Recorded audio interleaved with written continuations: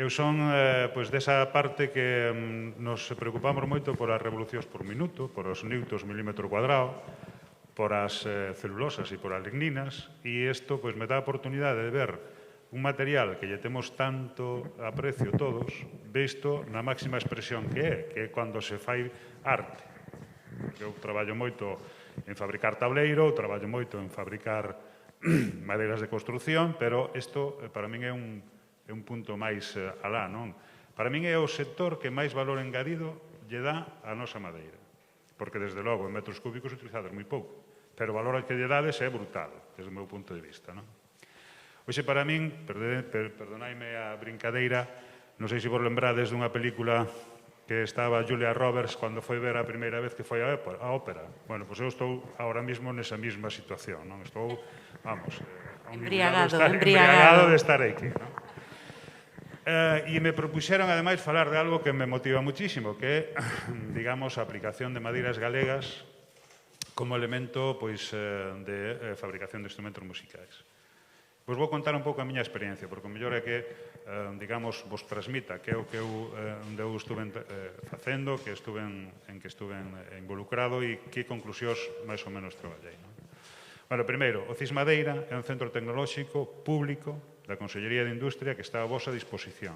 Estamos en Ourense e ali, aparte dun laboratorio fantástico, hai uns técnicos que levamos máis de 25 anos traballando no sector da madeira, que levamos traballando en construción en madeira, en rehabilitación en madeira, en novos materiais en madeira, en cuestións deste tipo, pero que tamén temos seguramente capacidades que vos poidan interesar. Temos desde un aserradeiro portátil, temos un secadeiro, temos un montón de cousas que vos poden seguramente servir para conocer mellor a madeira e incluso para facer actuacións con elas. Despois xa vos contarei.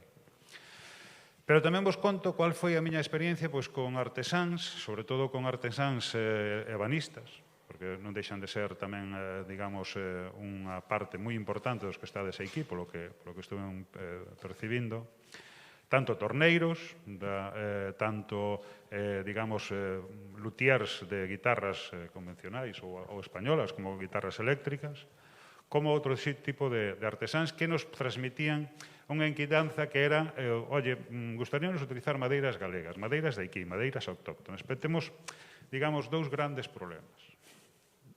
Primeiro, empezamos a ter problemas normativos porque hai ahora mismo unha cousa que se chama CITES que nos impide xa, ou polo menos xa nos deu, a necesidade de ter as nosas madeiras identificadas, como lle pasou a moitos luthiers, porque hai unha regulación a nivel internacional que, de alguna forma, limita que haya unha explotación moi intensa de determinado tipo de especies de madeira que sodes usuarios moitos de vos delas. Entonces, cando eso se me planteou, dicía, bueno, pues temos que ver que podemos atoparnos, que experiencias hai ahora mesmo en Europa, que podemos ver para que, de alguna forma, se revirta ese uso de madeiras, esa importación de madeiras de África ou do Brasil ou de outros lugares, pensando nas nosas madeiras. E unha das cuestións que, como técnico preciso, é definir cuáles son os parámetros que precisades para as vosas madeiras. Entonces, atopeime que había xa experiencias en Europa onde digamos, a European Guitar Builder, que son a Asociación de Guitarristas Europeos, puxo en marcha un proxecto que se chamaba o Proxecto Leonardo, donde fixeron unha serie de experiencias con guitarras, digamos, clásicas, donde se emplearon madeiras locais a nivel europeo, non só a nivel español. E fixeron unha experiencia moi simpática, que foi colocar esas madeiras, esas guitarras, tocándos con público a cegas, o sea, o público non vía os guitarristas, sí que os coitaba, pero non os vía. E fixeron despois unha enquisa. Non atoparon diferencia, o público non atopaba diferencia entre guitarras feitas con madeiras tropicales e guitarras feitas con madeiras locais, hasta que se descubriu o telón e o público pudo percibir como eran as guitarras. Entón, sí que apreciaban mellor as tropicais, por unha sencilla razón, por o color das madeiras. Eso, a verdade é que a estética a veces define, non? Esa é unha das cuestións. A outra cuestión que eu empecé a indagar foi, bueno, que teñen esas madeiras tropicais que non teñan as de aquí?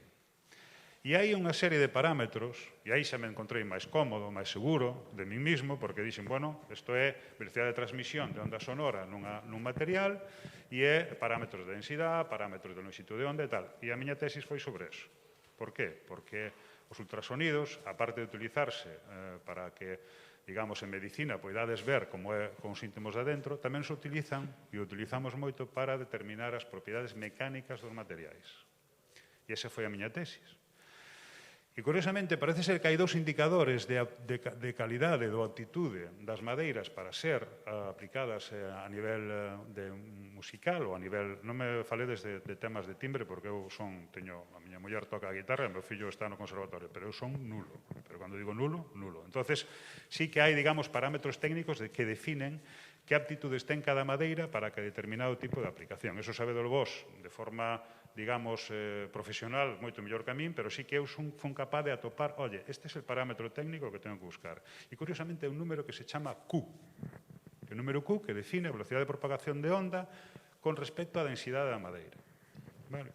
E iso xa me empezou a resultar, digamos, te cacé, xa sei o que buscas. Vale. Entón, que ocurre? Que as nosas madeiras non teñen as densidades que teñen as madeiras tropicais. As nosas madeiras, como moito, a que máis densidade ten é o eucalipto. Vale? O resto non pasa de 700. Entón, dixen, bueno, pois isto sí xa limita moitas aplicacións das nosas madeiras. E iso foi así, despois xa contrastámoslo con algún luthier que tamén está fabricando guitarras eléctricas ou incluso algún ebanista que tamén está facendo cousas con materiais e que precisades madeiras duras, madeiras estables, madeiras que non teñan un comportamento tal. Sin embargo, moitas das nosas madeiras non teñen ese comportamento. Estamos falando de carballos, de castaños, que a mellor é máis estable, pero carballos, de logo, é unha madeira que se move. Eso está claro, non? Sin embargo, teño que dicirvos que técnicamente é posible acadar, digamos, incrementar a densidade das madeiras para compararse ás tropicais. Eso hai, ademais, sí, perfectamente. Hai unha cousa que se chama Sungut, que vos lo pode dar. Vos pode dar xa madeiras de 1000, 1100, 1400. Sí. Di que non, vale? Eu digo, sí. Hai un concepto aí de número Q que non acaba de estar claro. Bueno. En Oberlin, en América, levamos diversos anos experimentando con ese tema e non acaba de estar de todo definido. Non, porque... A densidade sexa máis calidad. De feito, o factor Osmery, que é o chamado americano número Q, o radiation pressure, Sí.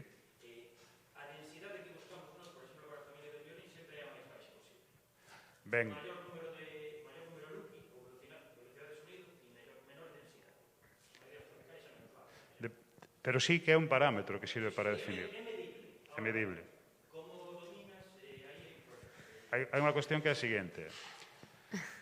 Estades con un dos materiais máis, digamos, máis amplio que hai de propiedades. Porque eu me teño atopado con madeiras que teñen a mesma especie de madeira con 500 de densidade e 750. Xa é un cambio interesante.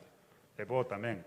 Eses parámetros veñen dados tamén por o crecemento, por o lugar digamos, de plantación, incluso por o propio pola propia dinámica digamos, forestal que teña sobre esa aplicación.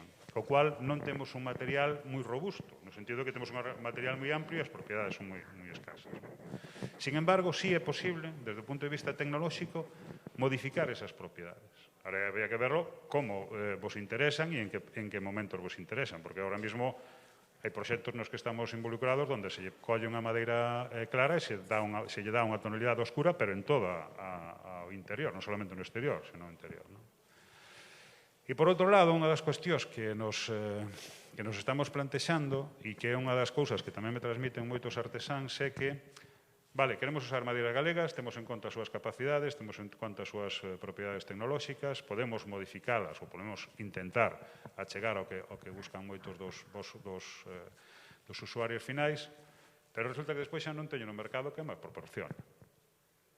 Bueno, iso é unha cuestión que evidentemente ten digamos, e porque eu falei con aserradeiros, por que non tedes por volumen que manexades? Evidentemente, aserradeiros que funcionan con 70.000 toneladas ou con 7.000 toneladas de madeira, pois é moi complexo que lle vayas a decir, que lle digas quero que me serres ese determinado árbol ou ese determinado elemento, non? E aquí hai unha referencia moi interesante que se fixo en Francia.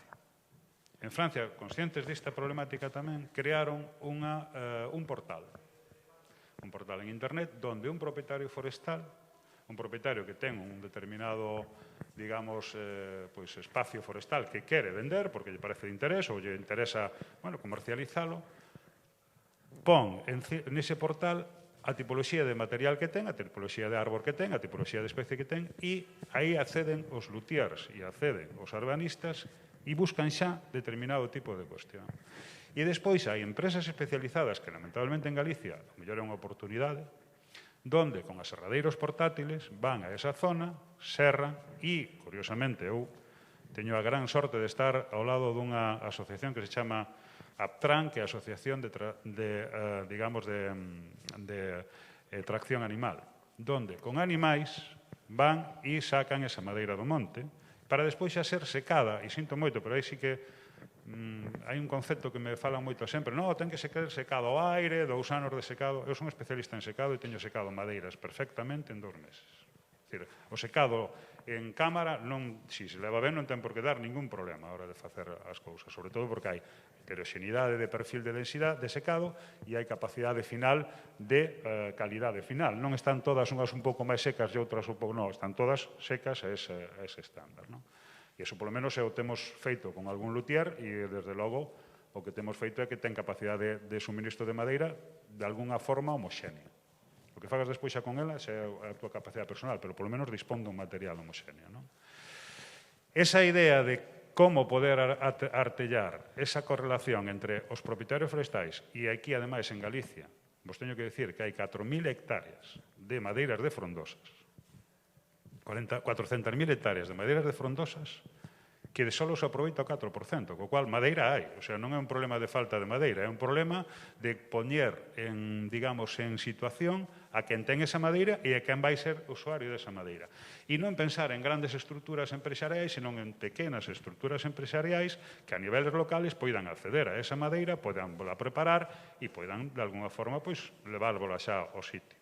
Ese é o que, quizás, vexo desde a experiencia que teñen outros e o que podo presentarvos agora. O que sí, vos digo xa que vou estar mañá aquí e que tedes o CIS Madeira a vosa disposición. Xa vos digo, é un centro público e está aberto aí. A nós nos encantaría poder traballar e poñer a voso servicio todo o noso equipamento e todo o noso conocemento e incluso, por que non, aprender moito de vos, porque hai cuestións que xa só conversando, vendo que fixestes, non? Xa se me, plantexan que hai unha capacidade de innovación aquí, hai unha capacidade de cultural moi potente e, sobre todo, hai, para min, unha necesidade de relación con vos como sector, non? Como decía Xaneco, xa sodes un sector, se sodes 100 luthiers, pois sodes un sector moi potente como para poder pensar en proxectos ou poder pensar en cuestións que ten interés a vos.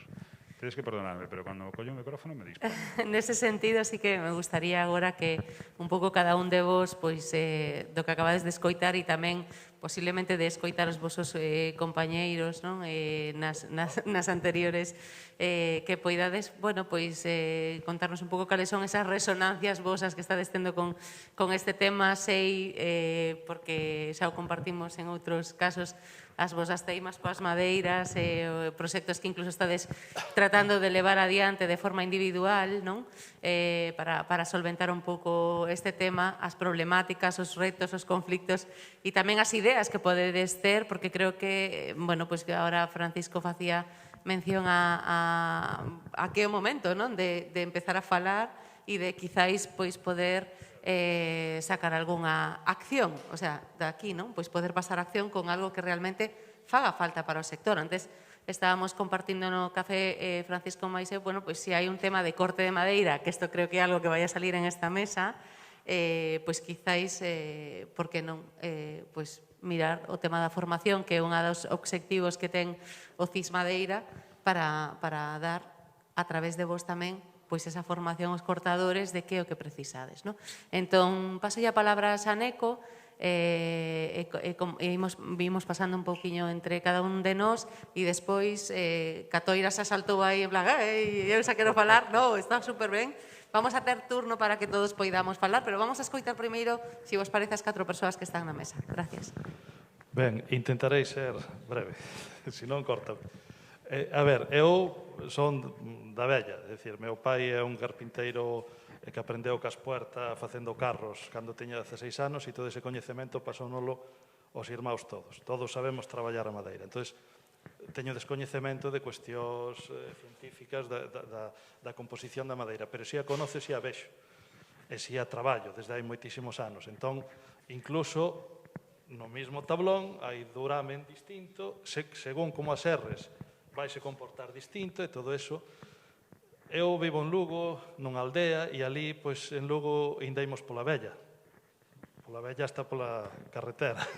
É dicir, que estamos, comparado co eixo atlántico, pois, menos metidos, digamos, no desenvolvemento da civilización actual, non? É dicir, as cousas van máis lentas. E hai aserradeiros tradicionais, familiares, que sí, podes ir ali e ten unha nogueira, ten un freixo, e incluso lle podes encargar, cando che veña un dos que anda na madeira, que pois, a nunha horta lle estorba aquela nogueira, e podes, eu de feito surto-me así, é dicir, colles un árbol, seco tamén o aire libre, porque non teño medios, pero claro, o proceso que teño despois de 30 anos traballando, desde que eu contacto con un árbol que se tira, hasta que o traballo mínimo pasan 15 anos.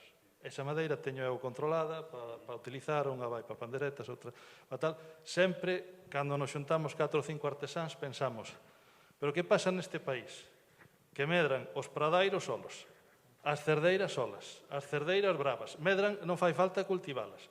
E cando as corto, a nivel de calidade de madeira, mexan por toda canta madeira europea cultivada, chegou a min como carpinteiro, antes de ser luthier, e porque aquí solamente se enche o país de eucaliptos. Porque non se pode facer...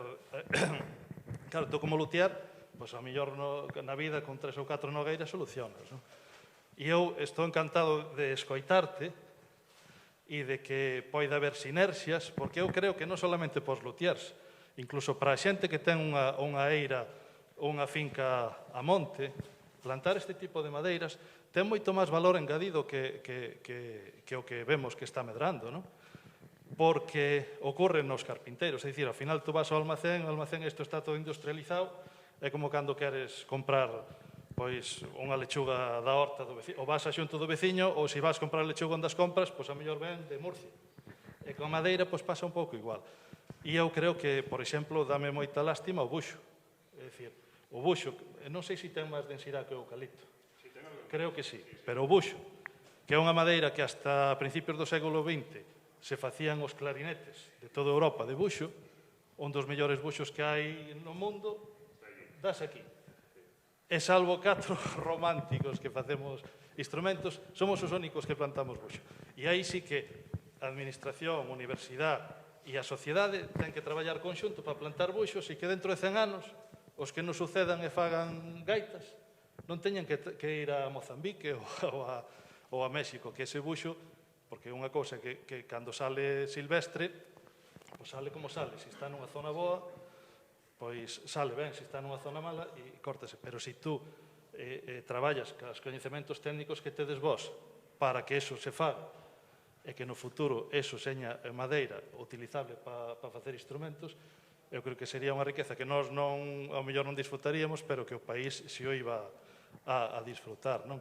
E despois, en canto ao coñecemento das madeiras, eu estaría encantado de traballar con vos para explicaros. De feito, hai un artesán que é unha lástima que non este aquí, que é Nebra, do Porto do Son, que ese, desde fai 3 anos, tomou a determinación que non volvía a comprar un pau tropical.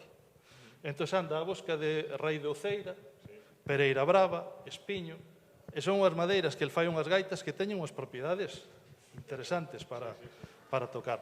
E nas percusións, pois o mismo. Na montaña, eu fui dos primeiros que utilizou o pradeiro para facer tambores. Bueno, pois na montaña o pradeiro consideran unha plaga, porque claro, como ten a tal, é onde lle dá por nacer, e solamente pois hai algún escano ou algún chinero nas cociñas das casas vellas, pero é unha madeira que o arce, unha das familias de arce europeo, que para mueblería, para tal, sería estupendísima, para o exterior non, pero que eu pareceme que sí que hai que empezar a traballar. Tamén madeiras como eu ando a busca de ameneiro para probar para facer mastros de guitarra corpos de guitarras eléctricas, é imposible encontrar un tablón de ameneiro porque vai todo pa leña. E aparte está protegida. O ameneiro Claro. é o tilo. A liso. Para leña. No teu caso, Pablo, tamén creo que coñeces bastante ben o proxecto Leonardo, non? Do que nos Sí, falou antes Francisco. Non sei se podes afondar un chisquiño en eso. Sí, eu de feito colaborei con eles, non o proxecto Leonardo, vos explico un pouco, eles colleron a bastantes lutías, creo que foron ao redor de 20 constructores de guitarras, e dixeronlles que tiña que facer, que quixese participar porque era voluntario, tiña que facer unha guitarra con madeiras tropicais e unha guitarra con madeiras non tropicais. As dúas guitarras do mesmo modelo, para poder comparar o son dentro do mesmo, digamos, patrón de sons que poden sair do modelo. E houve construcción, houve por unha parte guitarras acústicas de cordas de metal e guitarras clásicas de cordas de nylon. O que decía Francisco, que despois houve, pois eso, concertos a cegas para o público, onde votaban, tanto para o público como para os músicos tamén, viuse que realmente que a xente vai moito polo ollo, que os instrumentos entran moito polo ollo, que é unha cata a cegas, digamos, que daba 50-50, que non había unha ventaxe das madeiras tropicais sobre as non tropicais, sobre as locais. Fixaivos que foron, teño na cabeza porque indolín onte, non é por outra cousa. Foron 380 persoas.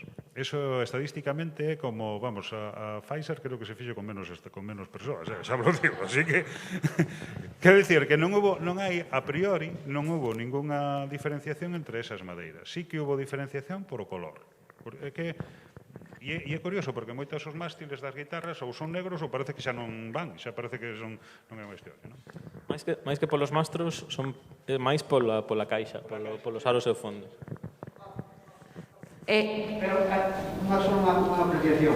Estás falando do público, pero que a maioría das veces o que ten ese lugar non é o público. Eu falo do público e dos guitarristas. E guitarristas tamén, Sí.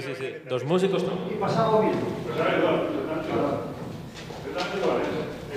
Podedes velo chamase Leonard Project e xa che sale en internet e poder ver incluso as enquisas de cada un diles e vedes que non eran capaces de percibir.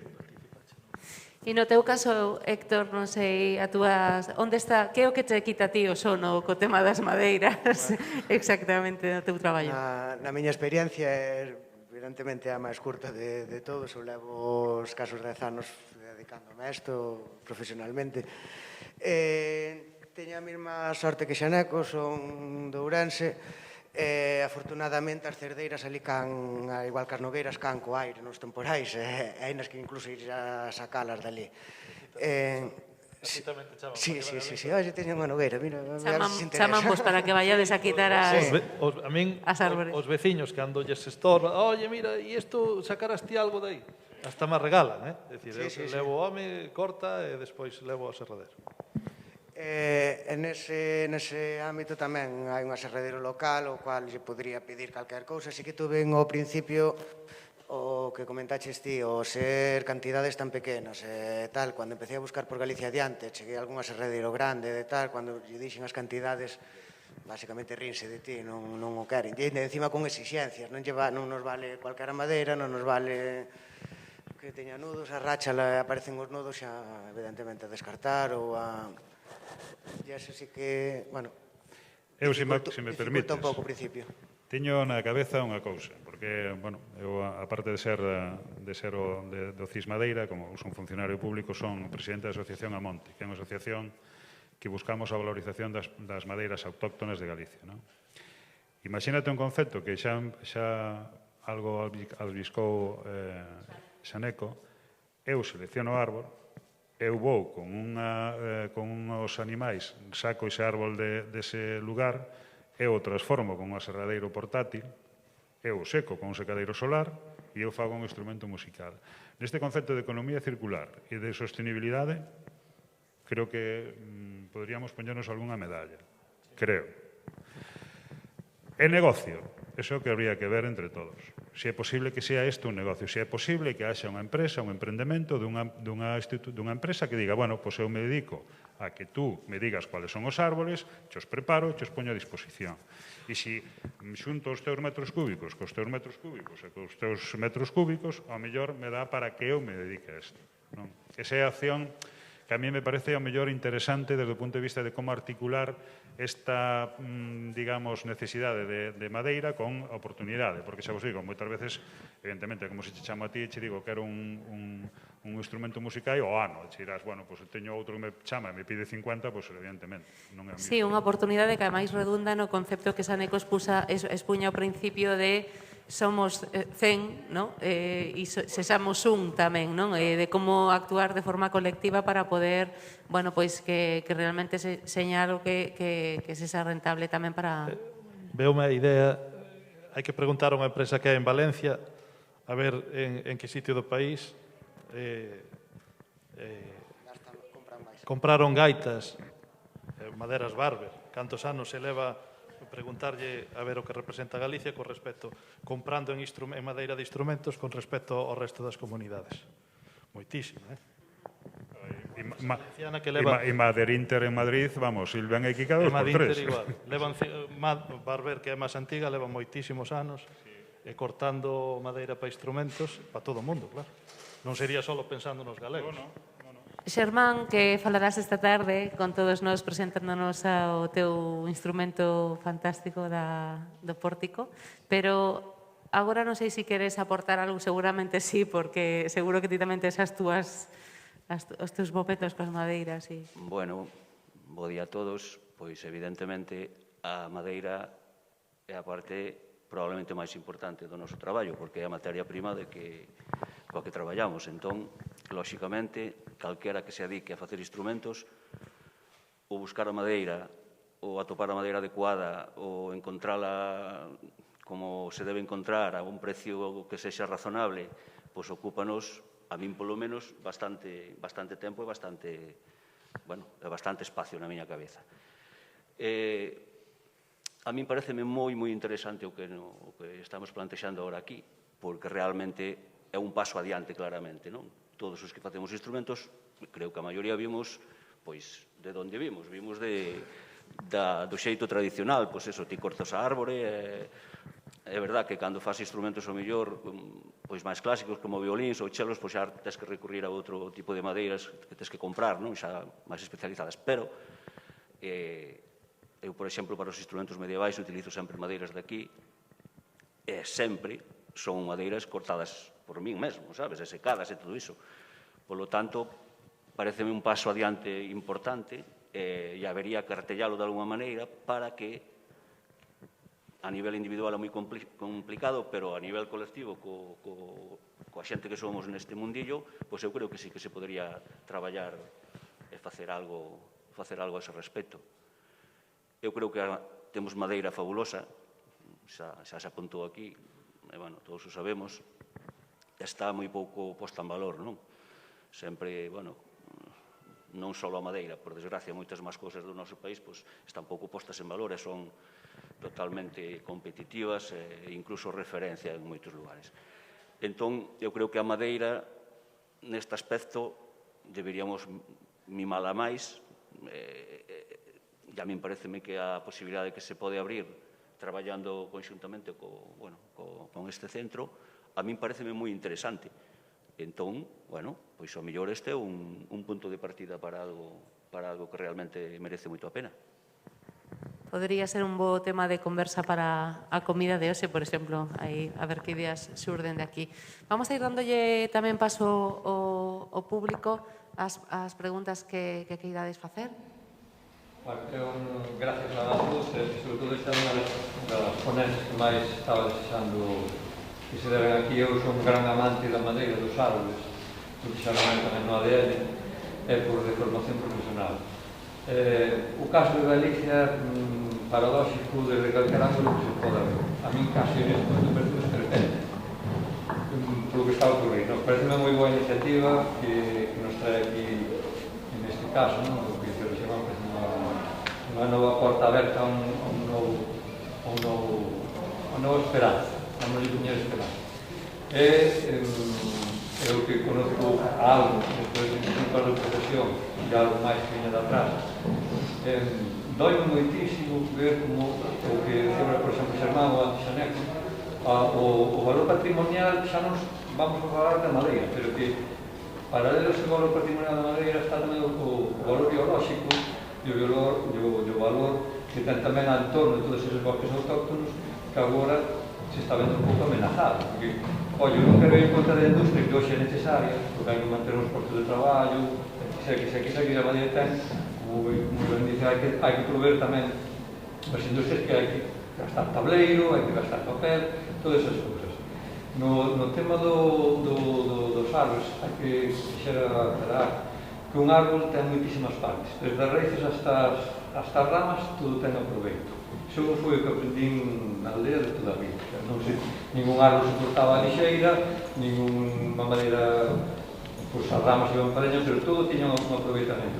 No tema dos instrumentos musicales, que é unha parte moi específica, moi especializada, dunha parte do tronco, claro, aí é o que se chama, ves a xente obrigada a mercar, pois noutros mercados, ou temos que traer madeira de Centro Europa, pero é que aquí é onde vemos o barreiro do problema. Onde está a silvicultura, que aquí é inexistente, porque aquí hai algunos montes, que siguen se ponendo brigadas, gastando miles de millóns de euros, pero non se vai a raíz do problema. Non se vai a limitar esos bosques autóctonos que son altamente elevadamente pirófitos, que logo eso leva outra serie de gastos e de cousas que bueno, vamos falar ahora aquí deso, non? Pero porque non se potencia as nosas árboles, os nosos patrimonios forestales, porque as madeiras que temos aquí teñen unha versatilidade que dá 1000 voltas aos tropicais.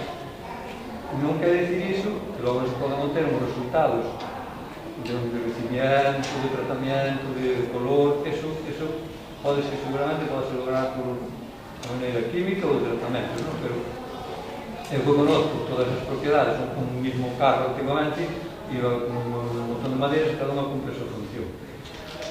Pois para Dai, que quedan antes Xaneco, por exemplo, que prácticamente se vas a montaña de Lugo e se quedan 4 contastas que andate montando de Lugo e dices, eu tiña un, pero vale nada.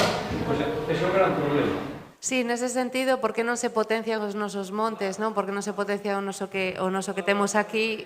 Mañá, posiblemente, esta tarde, falaremos de conservación preventiva nos instrumentos. E antes, cando te escoitaba falar, digo, conservación preventiva da natureza, non? Que nace xa desde o momento no que estamos a escoller isto. E nese sentido, creo que tamén Francisco apuntaba ao principio e falábamos de esa relación directa coa propiedade forestal, non? En tratar tamén de abrir diálogo directamente, quizáis, ademais despois de que poida ser institucionalmente, pero tamén ir de pouco a maior, non? De pouco a máis, e despois tamén ter unha conversa a nivel institucional, pero sempre esa. E supoño que tamén é unha cuestión de experimentar, que supoño que é o que facedes vos, non? Porque eu na época en que traballaba na carpintería, pois fai 25 anos ou non, máis. Joder, como pasa o tempo. 35. Eso que te sintes moi novo, Xaneco, está ben. Sí, cando empezou a vir o castaño francés nos almacéns, a ver, os carpinteiros pois compran a madeira de fora porque é que é fácil de comprar, non teñen liquidez para ter un almacén de madeira os carpinteiros artesáns, vamos. Entón van ao almacén e o almacén é máis fácil traer do distribuidor e do importador castaño francés. Era un castaño, uns tablós. A primeira vez que os vi o meu pai dixo, isto onde se dará?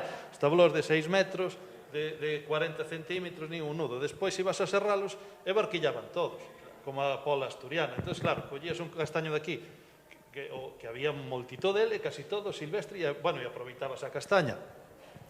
E dicías, joder, e por que aquí non se fai experimentos para cultivar o castaño? Porque como madeira para utilizar para muebles é que podrías exportala ao mundo inteiro, porque é unha madeira moi boa.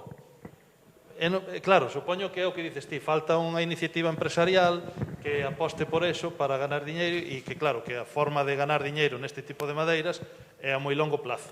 Porque, claro, un castaño levalle moitos anos medrar, unha cerdeira, por exemplo, unha cerdeira que teño que lle estaba secando ali non a aira, e cando a cortamos é unha cerdeira moi bella, pero eu, polo que coñezo a madeira, non por medir que non lle medín a densidade, pero eu creo que ten máis densidade que algún arce da cerna que ten esa cerdeira. Posiblemente. E sacaronlle freixas toda a vida, entonces eso é o que falta, que se experimente e que se lle diga á sociedade, oiga, aquí temos un recurso que ao mellor hoxe non, pero dentro de 20 anos ou 30 anos pode empezar a dar diñeiro, postos de traballo, a haber empresas, e non só para nós, sino tal como estamos globalizados, do mesmo xeito que nos compramos o granadillo que vende Mozambique, que vende non sei que, pois podemos venderlles cerdeira para que les fagan guitarras. Porque además é unha madeira, eu provei nas tanfonas, carajo, pa a cerdeira. Sí, a cerdeira funciona moi ben en todas as partes, menos na tapa, pero sí. Bueno, vamos a pasar tamén, había unha cuestión por aquí. Eu quería fazer unha preguntilla aí, a referencia do que dice Xaneco, non? Eu teño unha cerdeira plantada no ano 2012, non? E non sei se é o sitio polo que está, pero debe de ter un tronco de 50 centímetros de diámetro. Que é impresionante. 2012. Sí, o sea, porque a plantou un sogro cando morreu o seu irmán. O sea, ese é un apunte, non? Sí. E outra cousa, eu teño os buxos plantados, o sea, teño os buxos plantados que teñen 8 anos, entre 8 e 10 anos, que estamos falando mellor de 6 centímetros de diámetro xa, e unha altura de... Entonces, ¿dónde vives? ¿Dónde vives, sí? En Redondela. A miña pregunta é para Francisco, non? E é si dependendo dese crecimento rápido influye na densidade da madeira. Mira, vou vos contar, e se queredes vos invito a que vayades ver a maior plantación de cerdeira e de nogal que hai en España, que está en Arzúa, en Boqueixón. Sí, en Boqueixón, me parece que sí. Que é de unha empresa que se chama Bosques Naturais. Bosques Naturais ten 600 hectáreas, que é moi complicado. Perdón, 200 hectáreas, moi complicado ter xa unha superficie tan grande en Galicia, e ten ali digamos, creo que son 50 hectáreas de cerdeira e 150 hectáreas de nogai. E fixeron como, digamos, un marcos de plantación moi curtos, moi pequenos. Plantaronlo casi como eucalipto, se me permitides, non? Bueno, pois aí se conseguiron, con fertirriego incluso, se conseguiron crecementos que ahora mismo teñen nogueira, despois xa de 10 anos, por eso me sorprende moito, de 30 centímetros. Pero despois xa de 10 anos e con fertirriego aí. Que ocorre? Que esa madeira, inevitablemente, e me agrada moito que diga Tonecho o Xaneco o do castaño, porque o meu proxecto en Lugo foi sobre o castaño, precisamente. E o castaño galego presenta unha densidade casi de 560 frente ao castaño francés, que é moito máis baixo en densidade, porque o crecemento e, digamos, o crecemento tamén dá lugar a que teñamos unha estrutura celular con moi menos densidade, porque ao medrar, esa é a cuestión. Entonces, que ocorre? Por eso hai tanta diferencia. Por eso a madeira é un material que hai que ter, digamos, moita sensibilidade con il en función de tamén de onde veña. Non é o mismo un árbol que vai crecendo lentamente con árbol que sometes a un crecemento intensivo. As propiedades son distintas. Tamén a mellor buscas produtos distintos. Por qué? Porque, evidentemente, se quero facer pulpa de papel, quero algo que medre moi rápido. Pero se quero facer algo que me dé estrutura mecánica, quero algo que sea máis lento. Vale. Non falamos aquí, e é unha das cuestións, e xa vos digo, o CIS está a vosa disposición. É un organismo público, a ver se podemos facer algo conxunto, non, porque se non individualmente isto pode ser un pouco caótico, pero de algo conxunto sí que me gustaría que poder, incluso, convidarvos a que veñades a verlo, convidarvos a enseñarvos o que podemos facer ali, porque non solamente cas madeiras galegas, sino cos novos materiais, e me gustou moito a Xaneco presentando, nós estamos facendo agora un proxecto que presentamos fai pouco, que se chama Valor Natur, donde xuntamos madeira e plástico, por exemplo, e obtemos films feitos con madeira plástica. Ou obtemos plásticos biodegradables xa. Ou obtemos xa, quero dicir, ou falabas ti antes do soporte que lle dades dunha fibra tipo Kevlar, sabes, debaixo, bueno, pois hai xa soportes feitos así, pero con liño, que veñen como se fosen fibra de carbono. Nos o último que fixemos foi precisamente con artesáns de torneiros da estrada e con artesáns da zona da Costa da Morte, pois fixemos sillas e mesas con mistura de fibra de carbono e madeira.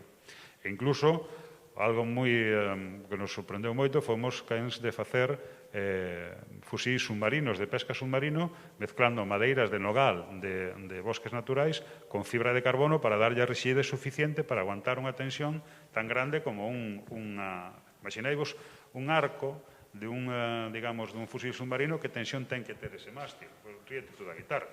O sea, mételle, e de feito fixemos unha pequena experiencia con guitarras de madeiras de Iki que tiñan problemas desde o punto de vista técnico de resistencia mecánica, que se tú lle introduces unha lámina de fibra de carbono, olvídate, xa dá a resistencia mecánica que queres, non? Isto, bueno, hai un luthier en Allariz que se chama Sabafén, non sei se o coñecedes, bueno, pois con il algunha cousa quixemos facer, non?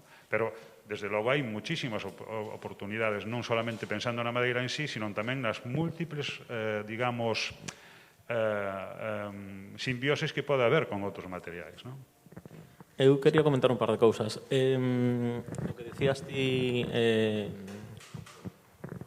Antonio, perdona, que por que non se lle dá valor ás frondosas e a madeira nosa de aquí é pola pasta. Ao final, para alguén que ten leiras, é máis barato poñer eucaliptos que crezan 10 anos, vendelo todo e plantar outros novos. Entón, ese é o problema, a mentalidade de todo rápido, de consumismo, todo rápido e todo xa.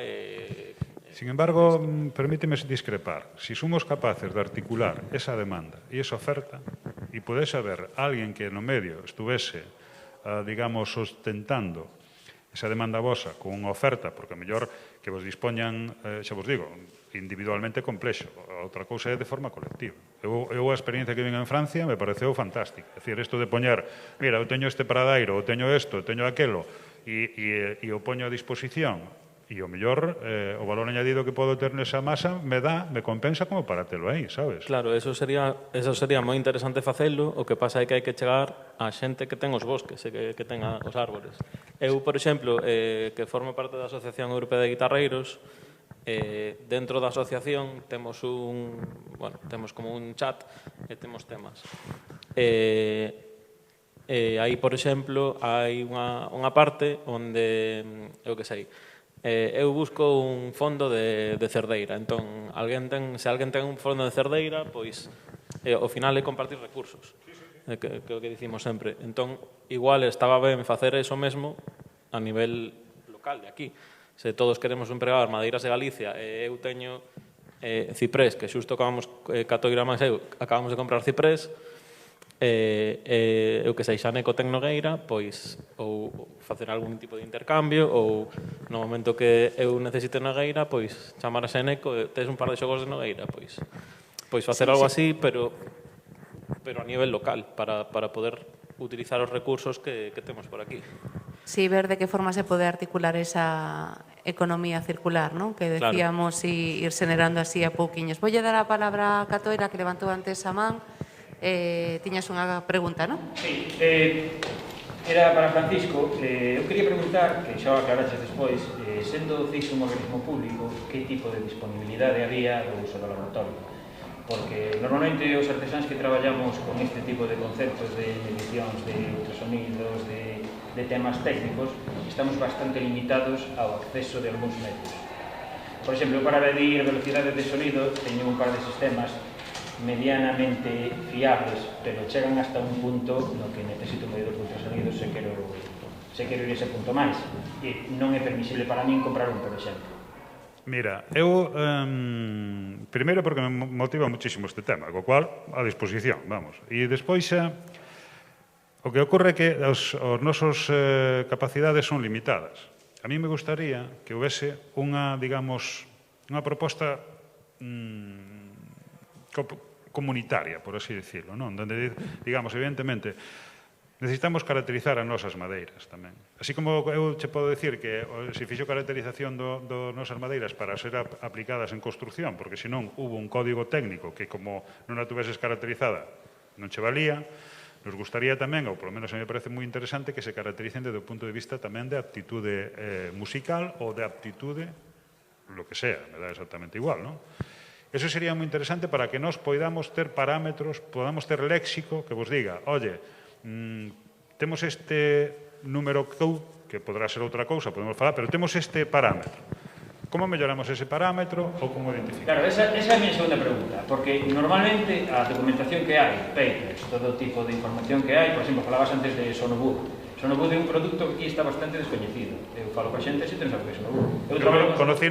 Conocino porque Sonowood é dunha empresa que se chama Swiss Wood Solutions, que saliu dun centro tecnolóxico como spin-off. Nós fixemos probas en América con iso. Eu levo usando Sonowood anos e non hai diferencia. De feito, eu non entendo que os constructores de gaitas non estén importando Sonowood en camiones.